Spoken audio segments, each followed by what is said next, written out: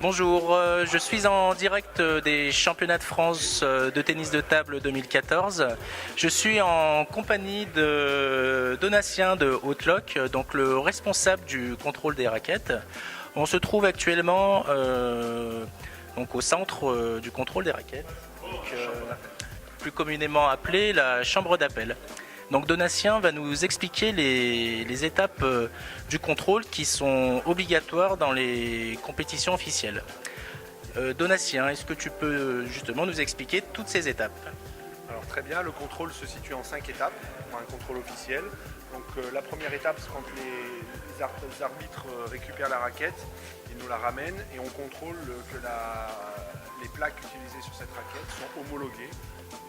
Il y a une homologation qui évolue tous les 6 mois au niveau international. Donc il y a une liste à disposition sur laquelle on consulte. Et on a aussi l'image de la plaque sur internet si on a des doutes sur la véracité de la plaque ou pas. Donc ça c'est le premier contrôle. Ensuite, dans un deuxième temps, on contrôle la planéité de la plaque, avec une moyenne qui est faite sur la base de 3 mesures, quand on fait la moyenne. On doit trouver une norme à chaque fois qui est donnée. Je donne les normes si vous voulez. Donc la norme c'est moins 0,5 en concave et plus 0,2, je parle en millimètres bien sûr, en convexe. D'accord. Ça c'est la norme de planéité en moyenne sur une plaque. Donc c'est très précis. C'est très précis, c'est au dixième de millimètre. Ensuite nous avons une troisième stand de contrôle qui est l'épaisseur de la raquette, de la plaque. Oui. Donc pour ça on utilise un deuxième appareil que je pourrais vous montrer tout à l'heure qui permet de contrôler au centième de millimètre près l'épaisseur de la plaque. Oui. Cette épaisseur est corrigée si la plaque est convexe, puisqu'on ajoute à ce moment-là l'épaisseur de la plaque. Et l'épaisseur totale doit être en dessous ou égale à 4,04 mm. D'accord. Il y a une tolérance de 4 centièmes. Alors, qu'est-ce qui se passe si un joueur a une raquette défaillante à l'étape numéro 2 par exemple? On arrête le contrôle puisque la raquette ne pourra pas être homologuée pour cette partie. D'accord. Voilà. Ensuite, le quatrième stand de contrôle on montrera tout à l'heure avec une machine qui va nous permettre de calculer la valeur des solvants contenus dans la colle et dans les revêtements de cette raquette. Donc, chacune des plaques va être contrôlée. Ce contrôle de solvant se fait par une différence entre une valeur d'origine et une valeur prise 20 secondes après l'aspiration par la machine. Donc, cette valeur globale ne doit pas dépasser 3,3 ppm particules par million. Voilà. De solvant. Donc ça c'est le quatrième et avant-dernier contrôle.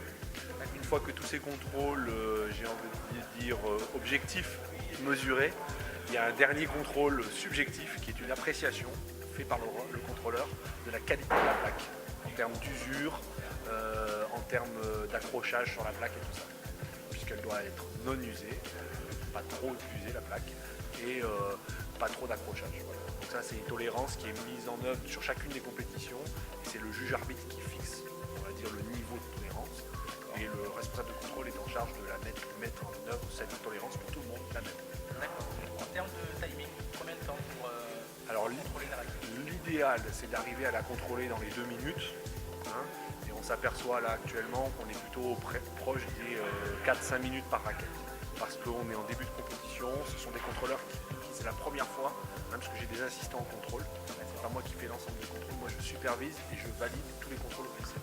Donc là on est plutôt entre 3 et 5 minutes de contrôle par raquette, mais en fin de compétition on sera normalement vers 2 minutes, 2 minutes 30. D'accord. Est-ce que le contrôle en France est identique qu'à l'étranger? Alors on est sur un contrôle au niveau international. On sait qu'il y a certaines nations qui ont d'autres façons de faire des contrôles qui ne sont pas forcément homologuées, on va dire. Après chaque fédération est en charge de l'application des règlements. Mais nous on est au standard international, c'est-à-dire que si vous allez aux Jeux Olympiques, au championnat du monde, vous avez le même type de contrôle. D'accord. Mais en France, le contrôle est fait avant la compétition, alors qu'à l'étranger, il est fait après la compétition. Alors, il existe certains pays à l'étranger où il y a un contrôle a posteriori.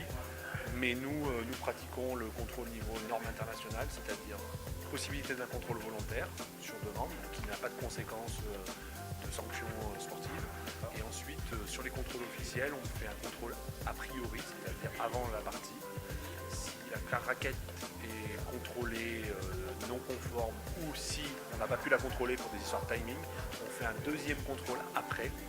Et à ce moment-là, ce contrôle après, il est définitif. C'est-à-dire que si la raquette est non conforme après, la partie sera perdue.